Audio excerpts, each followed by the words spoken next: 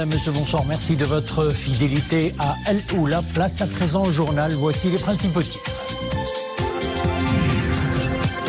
Le programme intégré d'appui et de financement des entreprises, il s'adresse principalement aux jeunes porteurs de projets.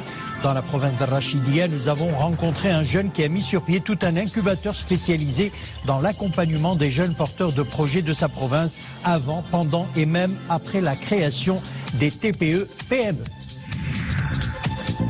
Présentes dans tous les secteurs d'activité, les TPE génèrent de nombreux postes d'emploi et bénéficient d'un accompagnement croissant des pouvoirs publics.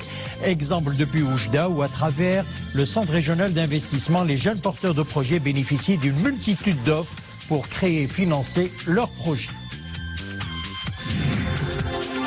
Et puis la ville de Laayoune au devant de l'actualité sportive de ce début de semaine. Laayoune accueille depuis cet après-midi la 6e édition de la Coupe d'Afrique des Nations de futsal 2020. La compétition promet de fortes rivalités entre les 8 meilleures équipes nationales des différentes associations membres de la CAF.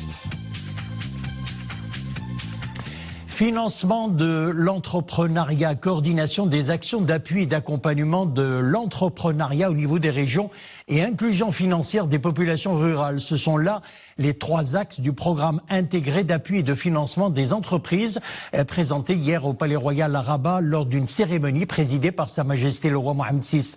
Le programme comporte plusieurs mesures destinées à contenir et à dépasser les difficultés qui entravent l'accès au financement des jeunes porteurs de projets et des très petites et petites entreprises.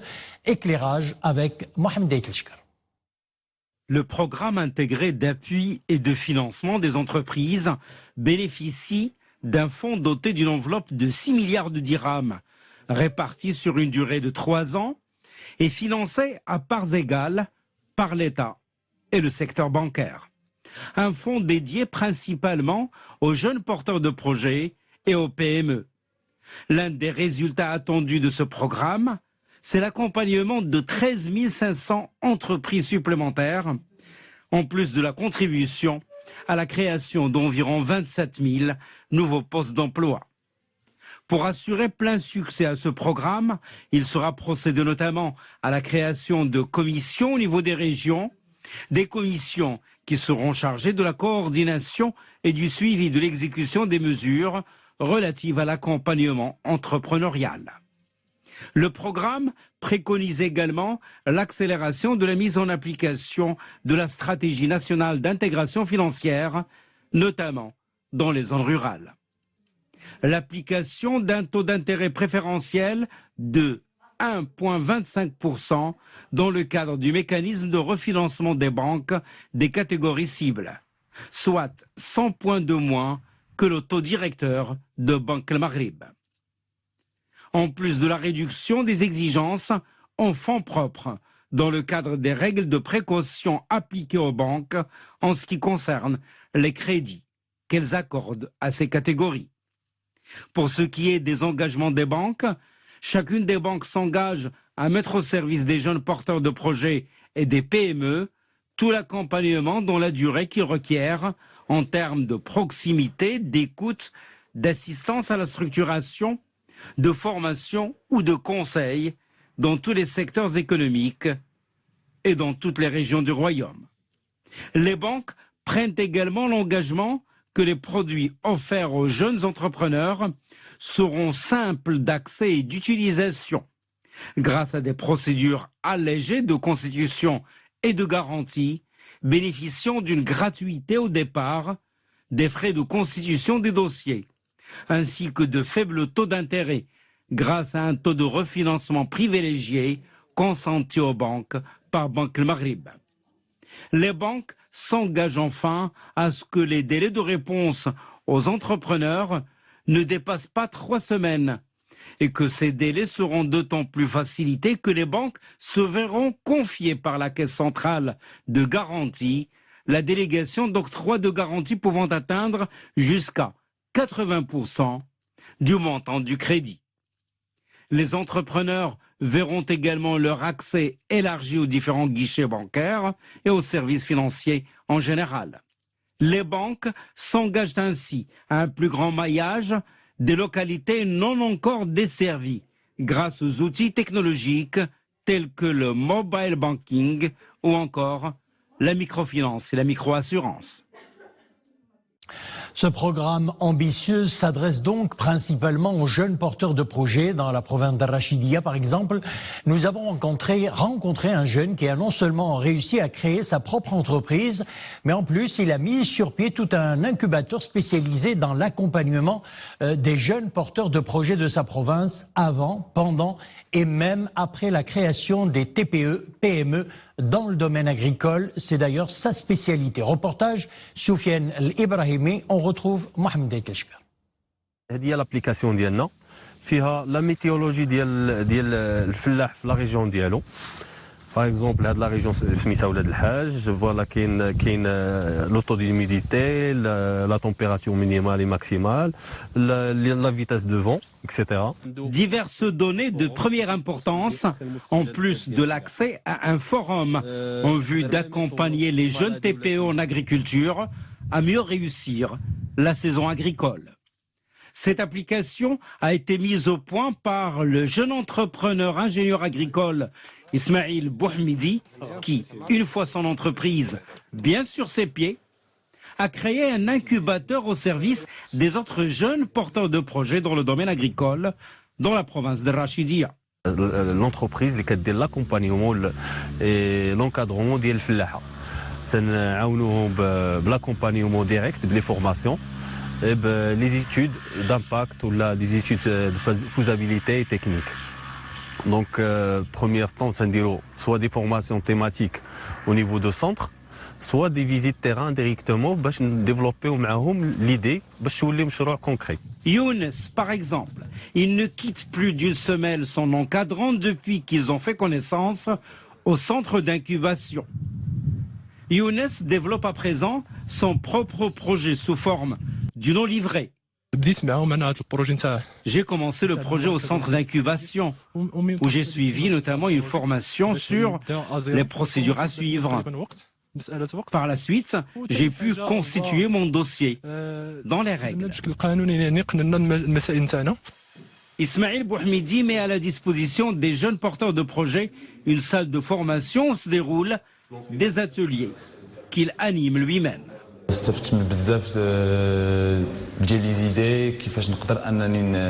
J'ai bénéficié de plusieurs ateliers et j'ai appris par exemple comment piloter un projet, comment trouver un soutien financier, comment présenter mon dossier au bailleur de fonds. À présent, un jeune porteur de projet peut commencer par créer une entreprise d'auto-emploi, une TPE ou une coopérative. Par la suite, il pourra passer à la deuxième phase, par la création d'une société anonyme ou société à responsabilité limitée, ou la forme juridique qui lui convient le mieux. Après leur formation au niveau de l'incubateur, les jeunes porteurs de projets se lancent dans leur nouvelle activité. Ils deviennent pour la plupart des créateurs d'emplois et de richesses. Notre invité du journal ce soir pour parler de tout cela, Monsieur Nouaimi El Aissami, directeur adjoint à la direction du Trésor et des Finances. Monsieur Nouaimi Aissami, bonsoir. Alors, première question, comment ce nouveau programme appuiera-t-il et facilitera-t-il surtout le financement au profit des jeunes promoteurs ? Bonsoir. Donc, effectivement, je voudrais peut-être commencer par contextualiser. Je pense que le reportage a été très détaillé, permet d'appréhender un peu les différents aspects du programme. Mais je voulais insister sur le fait que le discours de Sa Majesté le Roi a mis le point sur une problématique très importante qui est le financement des jeunes porteurs de projets et des très petites entreprises. Et ce n'est pas une problématique propre au Maroc. C'est une problématique qu'on rencontre à l'international. Et donc ce discours a mis le point sur cette problématique et a permis de générer une nouvelle dynamique pour trouver des solutions à ce problème. D'où justement la conception de ce programme qui vise à aller vers un nouveau palier de développement en matière de services financiers et d'accompagnement par rapport à cette population.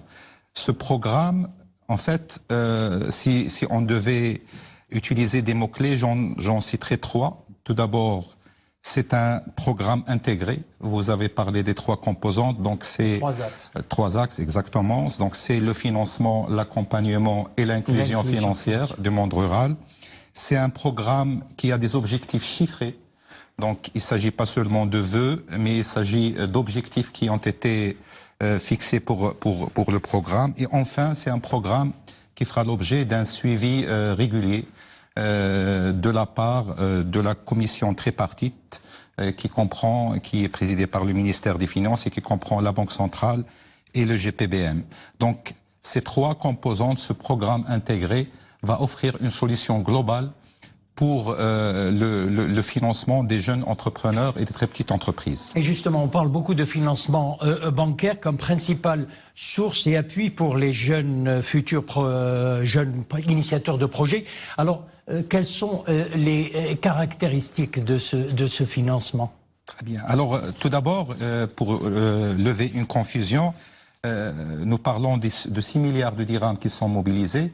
En fait, ces 6 milliards de dirhams vont être utilisés pour appuyer l'écosystème d'accompagnement et les banques pour offrir des solutions de financement à ces jeunes.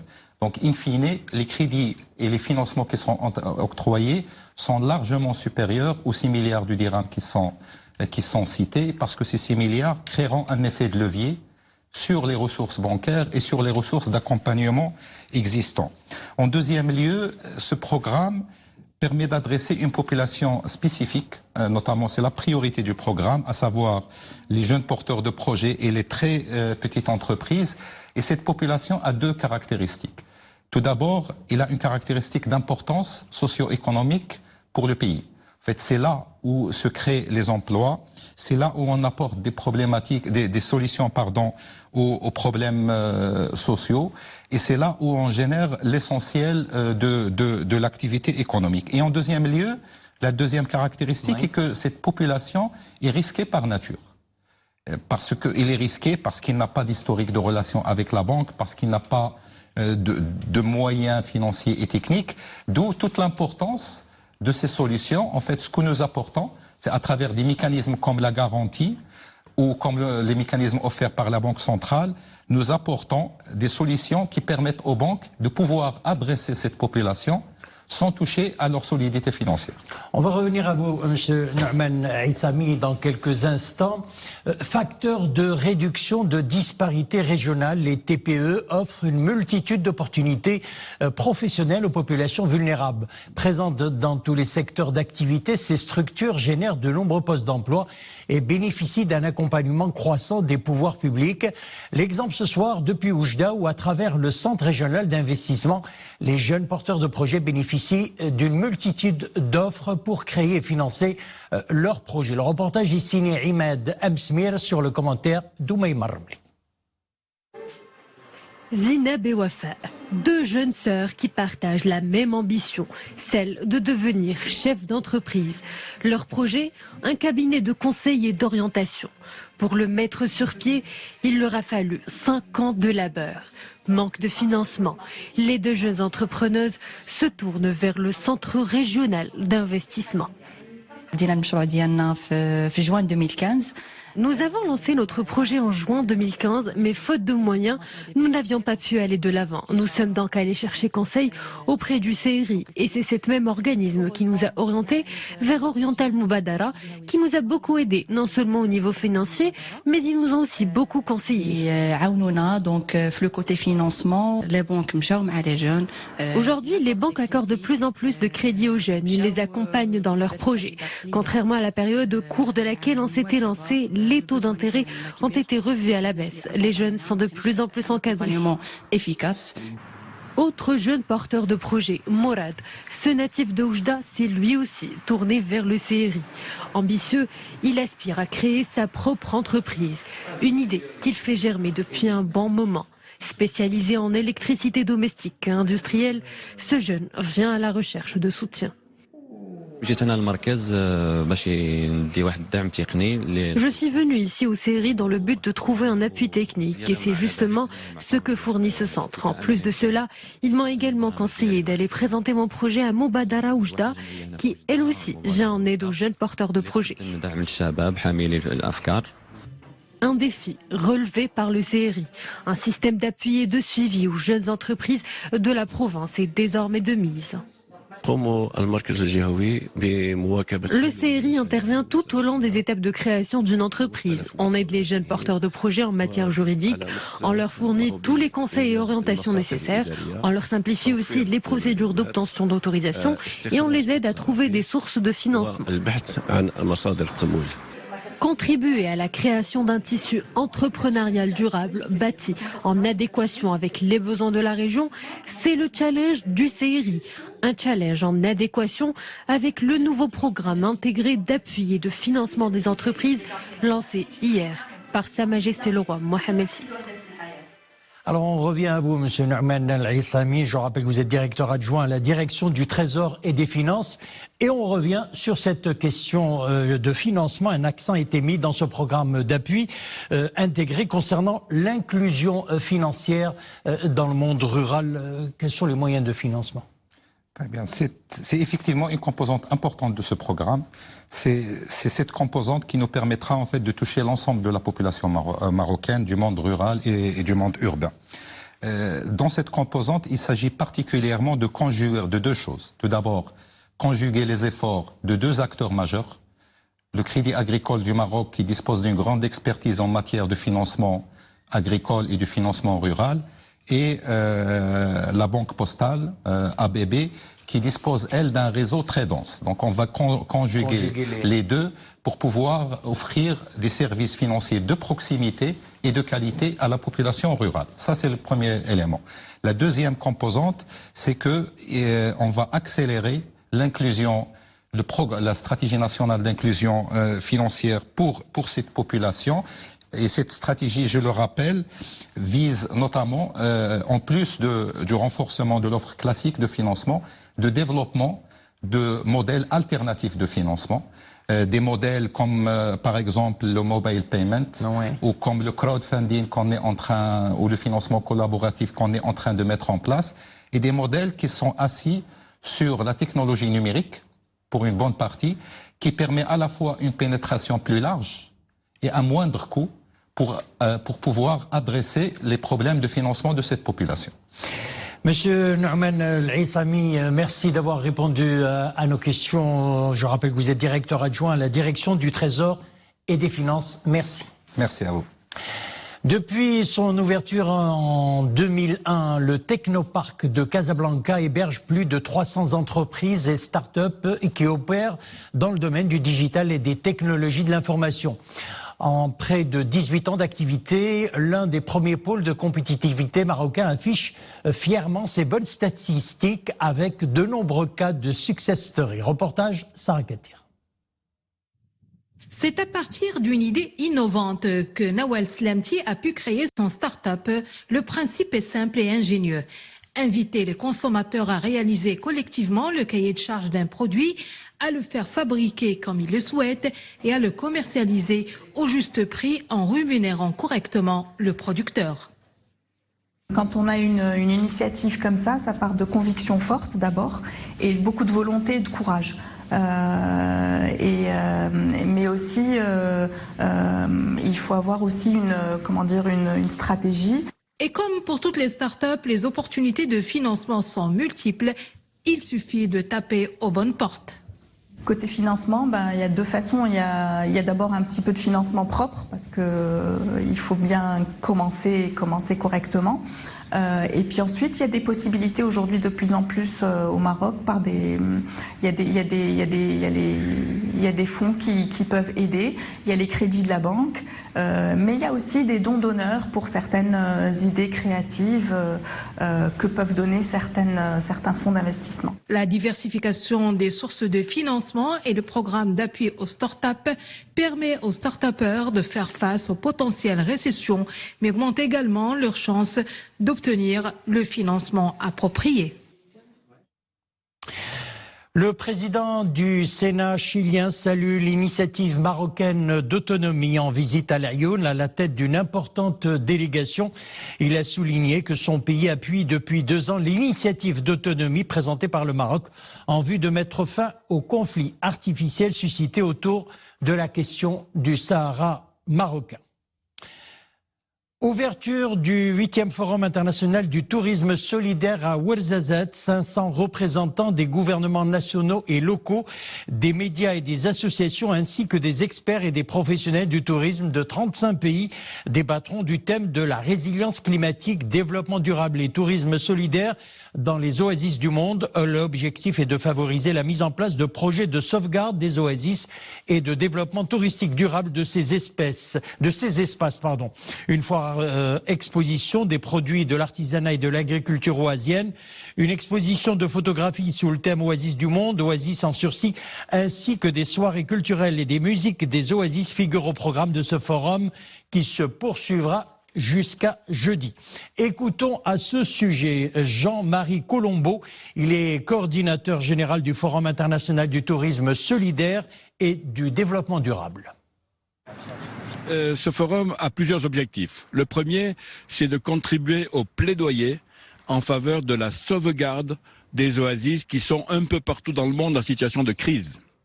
Le deuxième objectif, c'est de promouvoir des formes de tourisme qu'on appelle du tourisme durable, responsable, solidaire.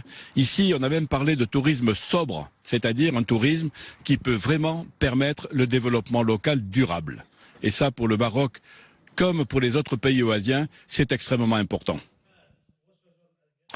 La ville de Laayoune, au devant de l'actualité sportive de ce début de semaine. Laayoune accueille depuis cet après-midi la 6e édition de la Coupe d'Afrique des Nations de futsal 2020. La compétition promet d'ailleurs de fortes rivalités entre les 8 meilleures équipes nationales des différentes associations membres de la Confédération africaine de football. Le Maroc est dans le groupe A avec la Guinée équatoriale, l'île Maurice et la Libye. Abdelhak Charrat et Zakaria Mouqainbillah. Laayoune sous les feux des projecteurs pour la 6e édition de la Coupe d'Afrique des Nations de futsal. Organisation, accueil, logistique, tout est mis en œuvre pour assurer le bon déroulement de cet événement sportif d'envergure. Une forte mobilisation pour la réussite de cette compétition continentale qui oppose les 8 meilleures équipes nationales de la discipline. Très bien accueilli, évidemment. Notre équipe est là depuis quelques jours pour l'organisation de la Coupe d'Afrique des Nations de futsal. Les équipes qualifiées pour cette édition sont réparties sur 2 groupes. Le groupe A comprend le Maroc, la Guinée équatoriale, l'île Maurice et la Libye. Le groupe B est composé de l'Égypte, de la Guinée, de l'Angola et du Mozambique. Le Maroc, vainqueur de la dernière édition de la CAN Futsal 2016 en Afrique du Sud, aspire à conserver ce prestigieux trophée. Aujourd'hui, nous avons une équipe forte et bien organisée. Nous sommes qualifiés pour remporter le titre. Au niveau technique, nous comptons adopter un jeu offensif et démontrer nos capacités. Il est aussi important d'être prêt à faire face aux surprises lors de ces compétitions. Ce soir, la sélection nationale affronte la Libye, pays sacré champion en 2008. Le staff technique national compte livrer une belle performance et réaliser un résultat positif. Objectif, se qualifier aux demi-finales et obtenir l'un des 3 billets qualificatifs à la Coupe du Monde de futsal, prévue cette année en Lituanie. Voilà, c'est avec la page sport que nous refermons l'édition. Merci de l'avoir suivi. L'info revient sur Lula 21h. Excellente soirée avec la suite de nos programmes.